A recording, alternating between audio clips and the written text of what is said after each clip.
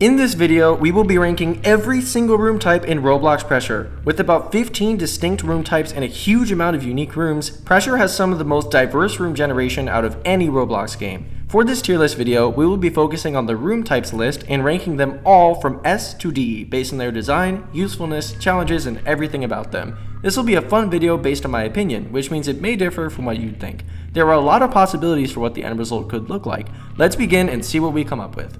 Starting with the Blacksite, the regular room type. This is the room type we see most commonly since this is where the expendable protocol takes place. I would argue that this is objectively one of the better room types, as everyone who has played Pressure had their first experiences in this exact room type. For me, it's what made me fall in love with this game. With its distinct hallways, offices, and rooms, it's hard not to appreciate the design of the Blacksite.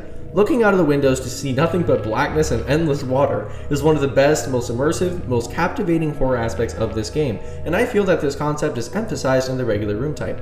This is also where we see the creature, landmines, and sometimes even fossils outside of those windows. It has some of the most lore out of any room type and houses the airlocks, many of the submarine docks, and is literally the room type connected to any other room type.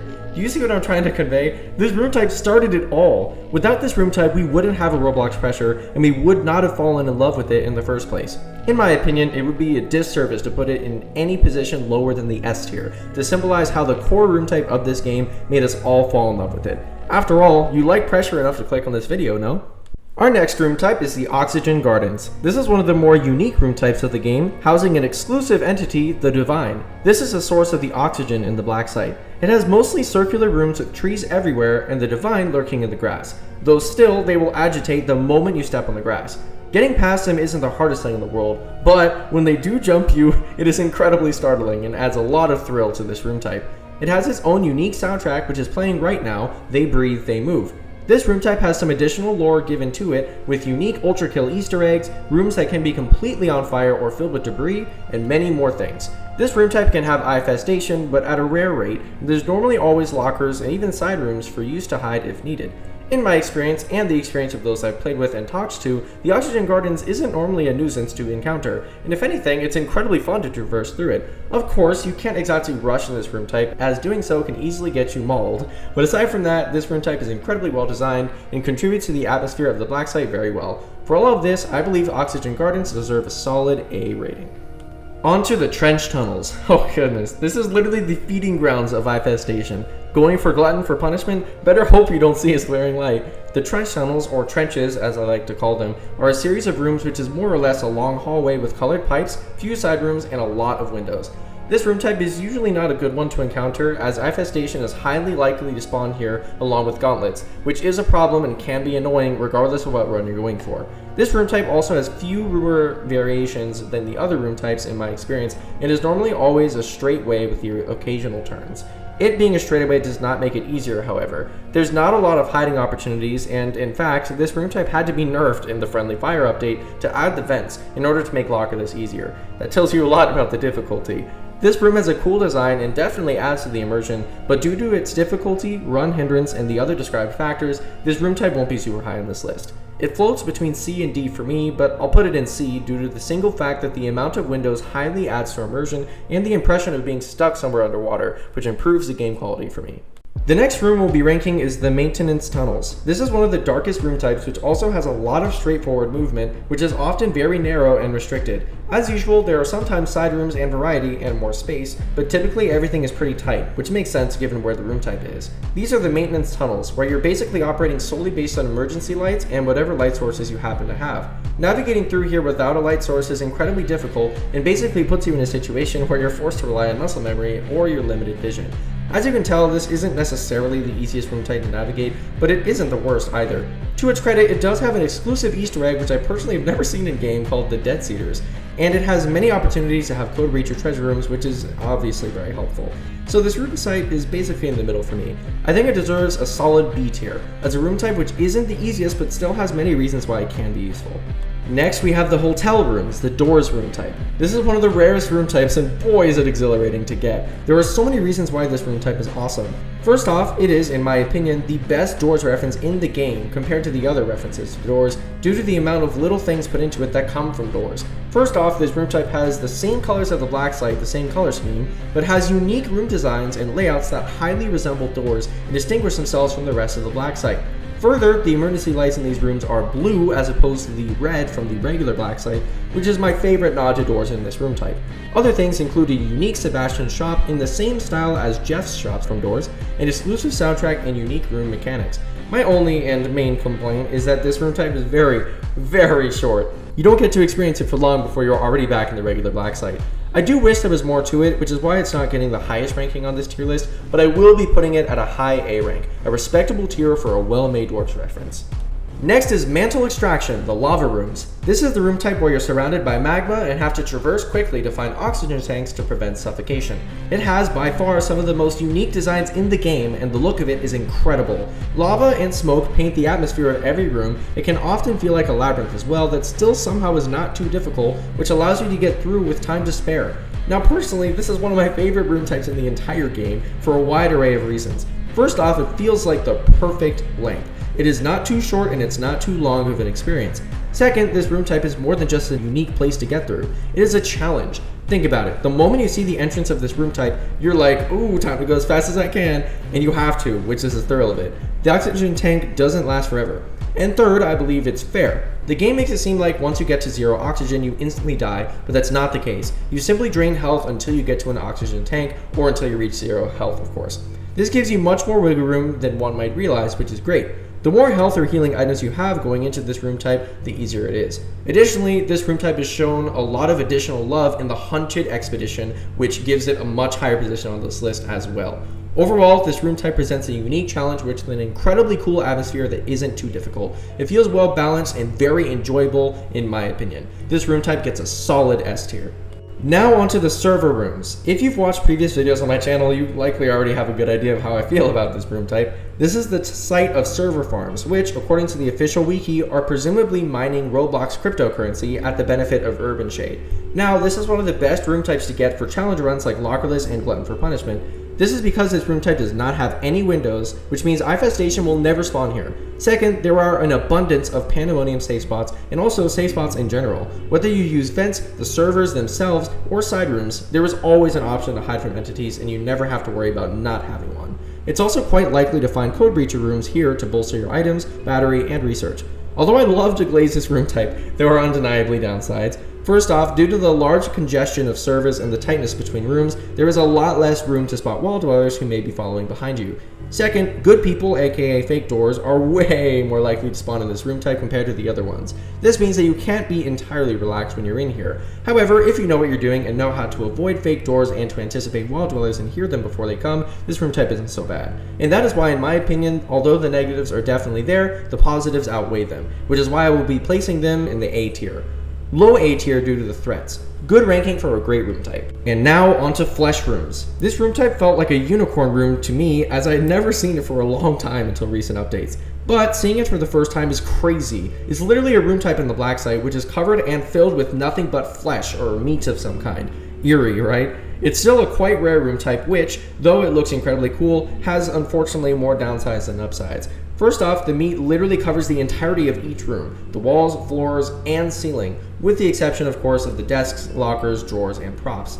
Second, the lighting is incredibly dim, with the traditional Blacksite lighting replaced by torches of all things. These torches do not do very well lighting up this room type at all, and it can often be very hard to see depending on your situation. Third, as a result of the type of lighting, flickers are not visible. You can only rely on the audio cue. This already limits your preemptiveness to react to flickers, but the worst part, it can be very difficult to find hiding spots or lockers. In terms of PSSs, I don't even know if I've seen a single one, aside from the rare Sebastian shop spawning here, of course. But aside from that, they're, at least from what I've seen, virtually non-existent. Lastly, Zeal has stated that the meat is spreading throughout the entire facility slowly. Weird, right? Given all of this, I can't rate the flesh rooms highly, even though I do love them. They are very eerie and contribute to the Blacksite atmosphere well, but they are unfortunately incredibly dangerous for all things considered, and can even be run enders depending on what you're going for. This feels deserving of a C rank to me, with the lore and atmosphere keeping it out of D tier. It's at a low C tier, worse than Trench Tunnels, as the Infestation challenge is simply part of the badge's difficulty, whereas the flesh rooms do not hold back. They can pose problems for any challenge. Next is the Dredge, which is another one of those room types which has an exclusive threat. This room type highly resembles the underwater section of the raid yard and has an entity named the bottom feeders, which are literally identical to the scalepedes from the raid yard. Since your movement is always slowed when wading through the water, and node entities still can spawn in this room type, getting through these rooms can be quite difficult and sometimes cumbersome. It does help though that the bottom feeders will go underwater if any node entities spawn, which means you'll never have to deal with both at the same time at least. Regardless though, there is often very little space to move, and although you can stand on dry areas including desks and the raised platforms, the movement of the bottom feeders can still make avoiding them incredibly difficult if you are unlucky, even when standing on dry surfaces. This isn't as bad though, because bottom feeders are actually server-sided, unlike scalepedes which are client-sided. In simpler terms, everyone deals with the same bottom feeder if you're playing with other people, which can make it easier to anticipate and avoid since everyone is dealing with the same one. That means though that getting through this room type can be tedious and very annoying since you often have to take your time, but I would still say it's relatively balanced. Also, to this room type's credit, it has a unique soundtrack and its own unique badge. I would say, given all of the previous facts, this room type is balanced and has many unique factors which absolutely help it stand out.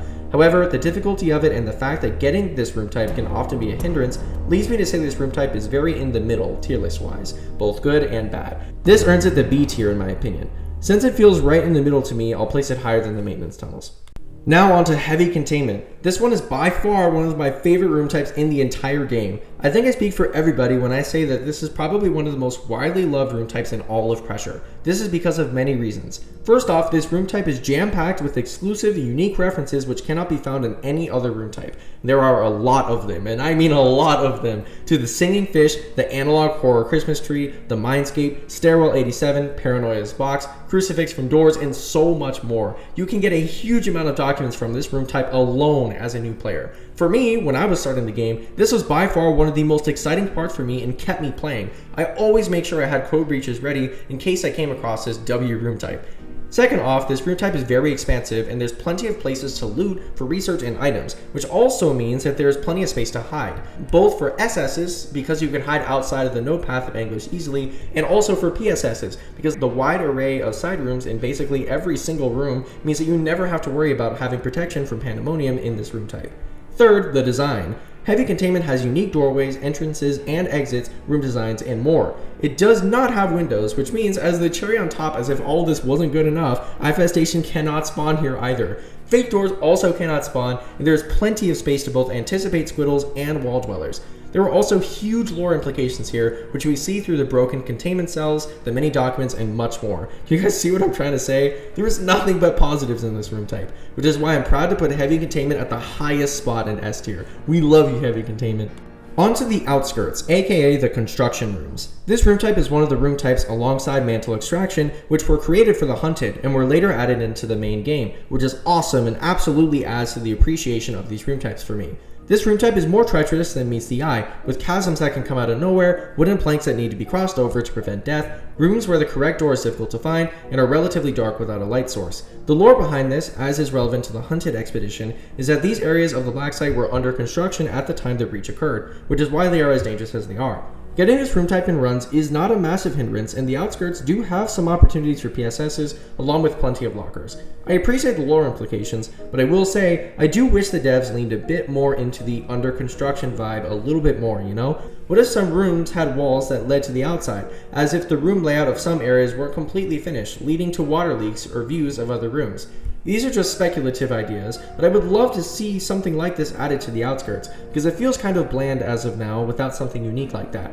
But as mentioned before, this room type has been shown love and definitely adds to the atmosphere, so it's not going to be a bad rating in my books. Given the exclusivity and the quality of the terrain and the entities present in this room type, and the love it was shown in the Hunted expedition, I believe that the Outskirts belongs at the top of the A tier. We're almost at the end of the tier list. The next room type is rooms. This is the reference to the Doors style game which started it all. This room type is similarly as rare as the hotel rooms room type, but honestly, rooms is cooler in my opinion, as the yellow accent color is a stark contrast to the dark colors of the rest of Blacksite. It really stands out every time it is encountered, and it makes traversing through them even cooler and truly a new experience. It feels true to rooms and is a room type add-on I really appreciate. My only complaint is the same one as the Doors room type. It feels so short. It's true though that I've only encountered this room type like twice, so perhaps it's longer than I realize, but I would love to have it be for longer. But other than that, I do appreciate how rooms has ties into the Blacksite, as MRPs can be sent on expeditions in the rooms. I would love for this to be expanded on in the future, through a document, more secret rooms, or something similar. At the end of the day though, since this one shares a lot of the same positives as the hotel rooms but does it slightly better, I'm putting rooms above Doors in the same tier, A tier. Now on to river rooms. I know I'm kind of spoiling where this room type is going based on my reaction, but come on. Is there anyone who actually likes encountering the river rooms? Like, be honest. Seriously though. I'm not completely a hater of this room type, as I do appreciate the atmosphere of this room type, and I like how it has the sound of the river running to increase immersion. But I have a lot of reasons to not like it. First off, the river, which I was previously commenting on, can drown out the sounds of wall dwellers, flickers, and entities, and this can suck depending on the situation. Obviously, you need to have sound cues. Second, this room type is almost entirely devoid of safe spots of any kind. There is the chance of finding side rooms there, but I do think that they are never actually there when you need them for lockerless. In these rooms, it can also be unclear where the node pathing is for the anglers, as sometimes they can go on unexpected paths, especially in the rooms specifically where you cross the wooden planks. The only thing that this room type has going for it, in my opinion, is that IFS cannot spawn here. That's kind of it. Enjoyment of this room type, at least for me, is incredibly low, as a lot of the room types are particularly long and can result in late flickers and hard to reach lockers. But regardless of flickers, it is not entertaining to climb stair after stair after stair to get to the next door. For me, this room type is definitely going into D, unfortunately. Not very fun to encounter, a massive hindrance for many challenges, and generally a safety risk. I do not recommend. But I do acknowledge that this room type does have potential, and I would love to see what else they'd add in the future. Now, onto admin rooms. When this room type was added into the game, I was incredibly grateful because this room type felt missing to me before it was added. It made sense to me that the leaders of Urban Shade and the Blacksite would need to have some sort of home base. The lobby does not count in my opinion, even though you see Mr. Shade in the window. I was wanting to see something in the main game, so I'm glad this was added. Onto the room type itself. It has a lot going for it. First off, almost every single room has extra rooms you can go into to hide, as long as you position yourself properly. This is also the only room type in the game which has side rooms that have 2 entrances, which I also think is interesting.